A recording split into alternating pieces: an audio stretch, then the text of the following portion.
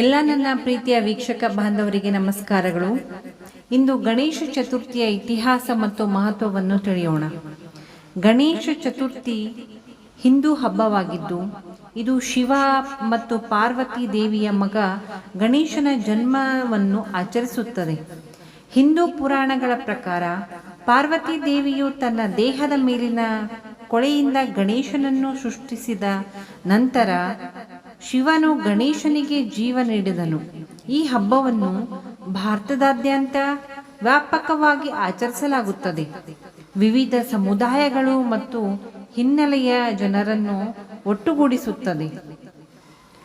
ಗಣೇಶ ಚತುರ್ಥಿ ಆಚರಣೆಯ ಮೂಲವನ್ನು 17ನೇ ಶತಮಾನದಲ್ಲಿ ಛತ್ರಪತಿ ಶಿವಾಜಿ ಮಹಾರಾಜರು ತಮ್ಮ ಪ್ರಜೆಗಳ ನಡುವೆ ರಾಷ್ಟ್ರೀಯತೆ ಮತ್ತು ಏಕತೆಯನ್ನು ಉತ್ತೇಜಿಸಲು ಆಚರಿಸಲಾದ ಮರಾಠ ಸಾಮ್ರಾಜ್ಯದಲ್ಲಿ ಗುರುತಿಸಬಹುದು. ಆದಾಗ್ಯೂ ಬ್ರಿಟಿಷ್ ವಸಾಹತುಶಾಹಿ ಯುಗದಲ್ಲಿ ಸ್ವಾತಂತ್ರ್ಯ ಹೋರಾಟಗಾರ ಲೋಕಮಾನ್ಯ ತಿಲಕ್ ಅವರು ಜನರನ್ನು ಒಟ್ಟುಗೂಡಿಸಲು ಮತ್ತು ಸ್ವಾತಂತ್ರ್ಯಕ್ಕಾಗಿ ಹೋರಾಡಲು ಅವರನ್ನು ಪ್ರೇರೇಪಿಸಲು ವೇದಿಕೆಯಾಗಿ ಬಳಸಿದಾಗ ಹಬ್ಬವು ವ್ಯಾಪಕ ಜನಪ್ರಿಯತೆಯನ್ನು ಗಳಿಸಿತು. ವಿನಾಯಕ ಚತುರ್ಥಿ ಅಥವಾ ಗಣೇಶ ಉತ್ಸವ ಎಂದು ಕರೆಯಲ್ಪಡುವ ಗಣೇಶ ಚತುರ್ಥಿಗೆ ಹಿಂದೂ ಸಂಸ್ಕೃತಿ ಮತ್ತು ಆಧ್ಯಾತ್ಮಿಕತೆಯಲ್ಲಿ ಅಪಾರ ಮಹತ್ವವಿದೆ. ಬುದ್ಧಿವಂತಿಕೆ, ಸಮೃದ್ಧಿ ಮತ್ತು ಅದೃಷ್ಟದ ದೇವರು ಎಂದು ಪೂಜಿಸಲ್ಪಡುವ ಪ್ರೀತಿಯ ಆನೆಯ ತಲೆಯ ದೇವತೆಯಾದ ಗಣೇಶನ ಜನ್ಮದಿನವಾಗಿ ಇದನ್ನು ಆಚರಿಸಲಾಗುತ್ತದೆ. ಈ ಹಬ್ಬವನ್ನು ಭಾರತದಾದ್ಯಂತ ವಿಶೇಷವಾಗಿ ಮಹಾರಾಷ್ಟ್ರ, ಗುಜರಾತ್, ಒಡಿಶಾ, ಉತ್ತರ ಪ್ರದೇಶ ಮತ್ತು ಕರ್ನಾಟಕದಂತಹ ರಾಜ್ಯಗಳಲ್ಲಿ ಅತ್ಯಂತ ಉತ್ಸಾಹ ಮತ್ತು ಭಕ್ತಿಯಿಂದ ಆಚರಿಸಲಾಗುತ್ತದೆ. ಗಣೇಶ ಚತುರ್ಥಿಯು ಗಣೇಶನ ಜನ್ಮದಿನದ ಶುಭ ಸಂದರ್ಭವನ್ನು ಸೂಚಿಸುತ್ತದೆ. ಹಿಂದೂ ಪುರಾಣಗಳ ಪ್ರಕಾರ ಅವನು ತನ್ನ ದೇಹವನ್ನು ಬಳಸಿಕೊಂಡು ಪಾರ್ವತಿ ದೇವಿಯಿಂದ ಸೃಷ್ಟಿಸಲ್ಪಟ್ಟನು ಮತ್ತು ಅವನಲ್ಲಿ ಜೀವವನ್ನು ಉಸಿರಾಡಿದನು. ನಂತರ ಅವರನ್ನು ವಿಘ್ನಹರ್ತ ಅಥವಾ ಅಡೆತಡೆಗಳ ನಿವಾರಣೆಗೆ ನೇಮಿಸಲಾಯಿತು. ಗಣೇಶನನ್ನು ಬುದ್ಧಿವಂತಿಕೆ, ಬುದ್ಧಿಶಕ್ತಿ ಮತ್ತು ಕಲಿಕೆಯ ದೇವರು ಎಂದು ಪೂಜಿಸಲಾಗುತ್ತದೆ. ಭಕ್ತರು ತಮ್ಮ ಪ್ರಯತ್ನಗಳು, ಶಿಕ್ಷಣ ಮತ್ತು ಹೊಸ ಪ್ರಾರಂಭದಲ್ಲಿ ಯಶಸ್ಸಿಗೆ ಅಥವಾ ಆಶೀರ್ವಾದವನ್ನು ಬಯಸುತ್ತಾರೆ.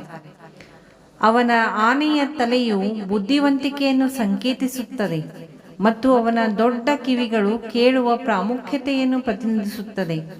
ಗಣೇಶ ಚತುರ್ಥಿಯು ಸಮುದಾಯಗಳನ್ನು ಒಗ್ಗೂಡಿಸುವ ಹಬ್ಬವಾಗಿದೆ. ಇದನ್ನು ಅತ್ಯಂತ ಉತ್ಸಾಹದಿಂದ ಆಚರಿಸಲಾಗುತ್ತದೆ ಮತ್ತು ಎಲ್ಲ ವರ್ಗದ ಜನರು ಜಾತಿ, ಮತ ಅಥವಾ ಧರ್ಮದ ಭೇದವಿಲ್ಲದೆ ಹಬ್ಬಗಳಲ್ಲಿ ಭಾಗವಹಿಸುತ್ತಾರೆ. ಇದು ಜನರಲ್ಲಿ ಏಕತೆ ಮತ್ತು ಸಾಮರಸ್ಯವನ್ನು ಉತ್ತೇಜಿಸುತ್ತದೆ. ಹಬ್ಬವು ಧಾರ್ಮಿಕ ಕಾರ್ಯಕ್ರಮ ಮಾತ್ರವಲ್ಲದೆ ಸಾಂಸ್ಕೃತಿಕ ಮತ್ತು ಸಾಮಾಜಿಕ ಮಹತ್ವವನ್ನು ಹೊಂದಿದೆ.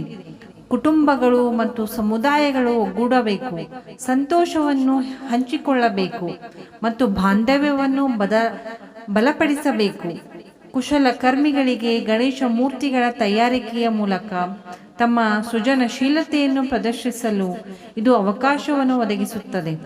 ಇತ್ತೀಚಿನ ವರ್ಷಗಳಲ್ಲಿ ಉತ್ಸವದಿಂದ ಪರಿಸರದ ಮೇಲಾಗುವ ಪರಿಣಾಮಗಳ ಬಗ್ಗೆ ಜಾಗೃತಿ ಮೂಡುತ್ತಿದೆ.